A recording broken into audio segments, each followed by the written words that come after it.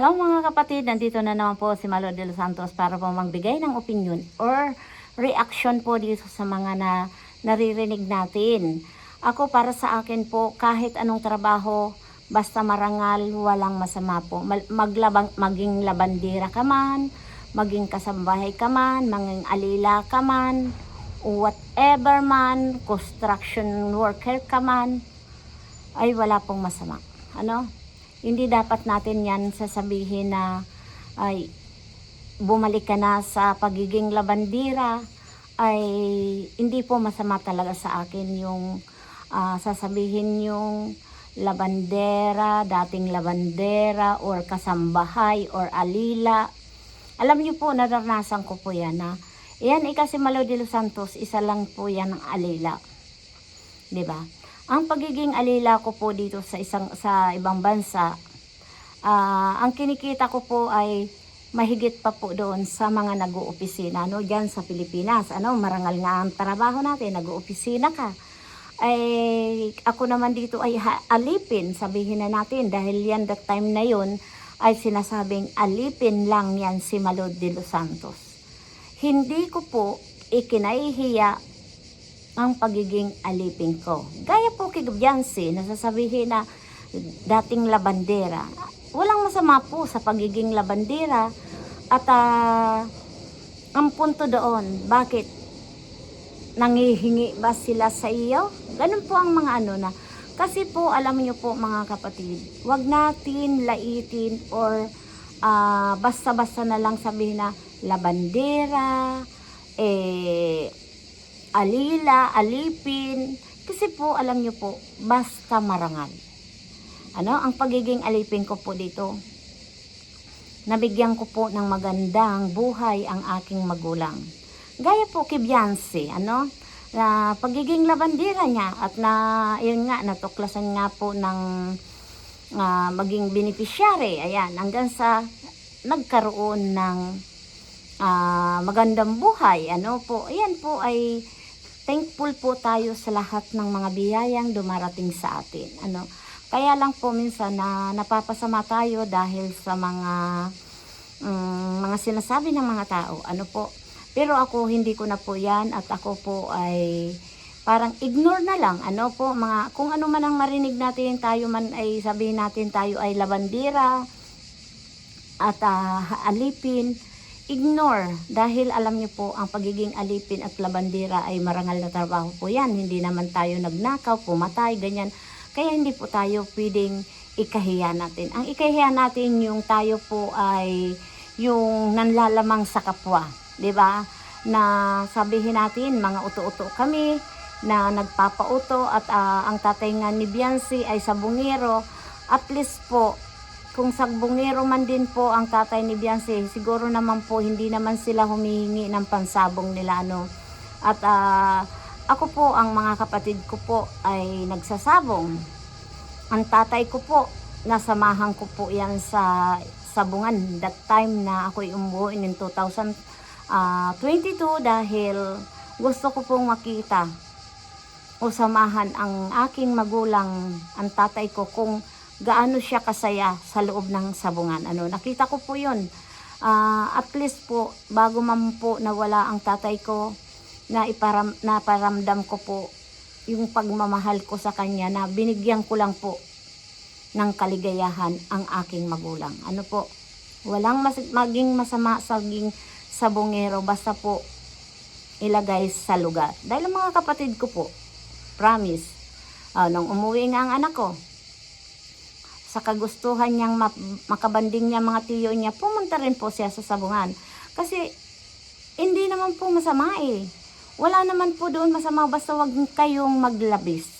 Na kahit wala na kayong pera, mangungutang para ipangsabong. Hindi maganda yon. Yun lang po ang masasabi ko na sasabihin na kami po ay maging uto-uto. Hindi po kami uto-uto sa mga tinutulungan namin. Ako, nakadepende lang po ako sa ayon na tinutulungan namin. At masarap po ang pakiramdam ang tumulong na wala tayong inihiling na kapalit. At yung kasi po dito sa social media, alam mo po mga kapatid, nakikita ko dito yung talagang minsan yung hindi pa nakakatulong, yun pa po ang more na nagsasalita.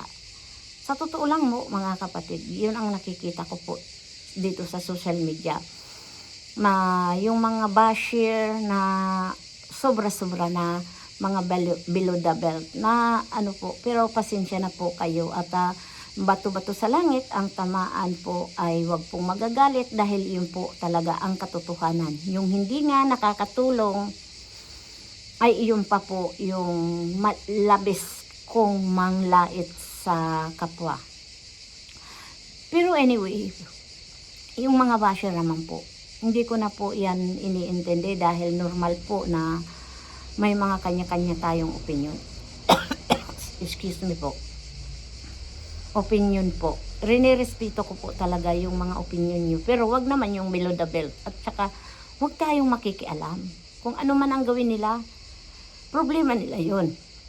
Hindi ba po? Excuse me po. Kasi, dito po sa social media, marami po tayong ang presidente nga po kung ibas, grabe. Tayo pa kayang mga normal na tao lang na nasa loob ng social media, ano po? Normal yan po. Pero para sa akin, ignore na lang. Kaya sabi ko nga, lagi sinasabi kay Beyonce, ano man ang katayuan mo, basta ipakita mo, wag ka na lang magsumagot. Ipakita mo kung anong ginagawa mo. Dahil ang pagiging labandera, hindi po yan masama. Hindi po yan yung bibigyan ka ng mortal na kasalanan. Hindi po masama yun. Ang pagiging labandera, normal po yan. Kung dyan tayo nabubuhay sa pagiging labandera at kung ano man tayo noon, huwag nating ikahiya. Kung umangat man tayo, ang paa natin laging nakaapak sa lupa para kung lumagpak nga, sabi ko, hindi tayo laging bali-bali, di ba? Huwag tayong makalipad ng matayog. Kasi ako po, sa totoo lang, maging chimay man po ako dahil ako noon sinabihan na si Malu de los Santos ay chimay. Taas no po ako dahil naiangat ko po sa kahirapan ang aking pamilya. Nabigyan ko ng maayos na buhay, naayos na libingan ang aking magulang. Naibigay ko po yung pangangailangan ng tatay ko bago siya po ay pumanaw. Yun lang po ang pinagmamalaki ko po, ang pagiging chimay ko po dito sa ibang bansa, no? Hindi biro-biro po ang kalagayan namin dito sa ibang bansa na kahit kami chimay ay malaki ang kinikita namin, ano? At maraming taga-Italya dito, magsasummer na naman. Double pay na naman kami dito kapag kami ay nagtrabaho ng summer, double pay po yun, yun po ang kagandahan sa amin. Maraming Italiano po dito, mga kapatid, na magsasabi na si Malu de los Santos ay sinungaling, di ba? Kaya hindi pwede tayong magsinungaling dito sa ibang bansa na ganyan. Pag may trabaho ka dito, mga kapatid, tandaan mo, masipag ka lang, kikita ka pa dito ng nasa 200,000. May kaibigan po ako dito, taga Tarlac. Ang kinikita niya po dito, nasa 3,000 mahigit pa po, no? Kasi ang sipag-sipag niya, magkano na, sabihin natin yung 300,000, nasa na yun, dahil sabihin na natin sa 70. Di ba ang laki? Kaya pinag-uusapan nga namin kagabi, napakasarap na may trabaho dito sa Italia. Hindi yung pahiga-higa ka lang, palakad-lakad ka lang. Kailangan maging masipag ka. Huwag natin sayangin ang oras. Kaya ang sinasabi ko kay Beyonce, huwag kang mahihiya kung anong man ang iyong trabaho. Bumalik ka man sa pagiging labandera, at least maging proud ka, di ba? Maging proud ka na lang, Beyonce, sa iyong sarili. Wag natin ikahiya kung ano man ang ating trabaho. Basta ang mahalaga, pagsikapan mo na makatapos ka. Dahil ang pagiging labandera mo yan, pagdating ng araw, baka ikaw pa ay maging manager. 'di ba? Kaya ako inaabangan ko na lang yung mga taong inaapi na nagsisikap po talaga mga kapatid. Hanggang dito na lang mga kapatid ang aking opinion. Sana pagpalain po kayo ng may kapal. Ayan, support po ang Team Guapa at si Biancy po. It's me, Biancy Official, di ba? Marami pong salamat. God bless you po sa atin lahat. Kasi upo at antay-antay lang tayo. Kapag may alam, hindi tayo malilinlang.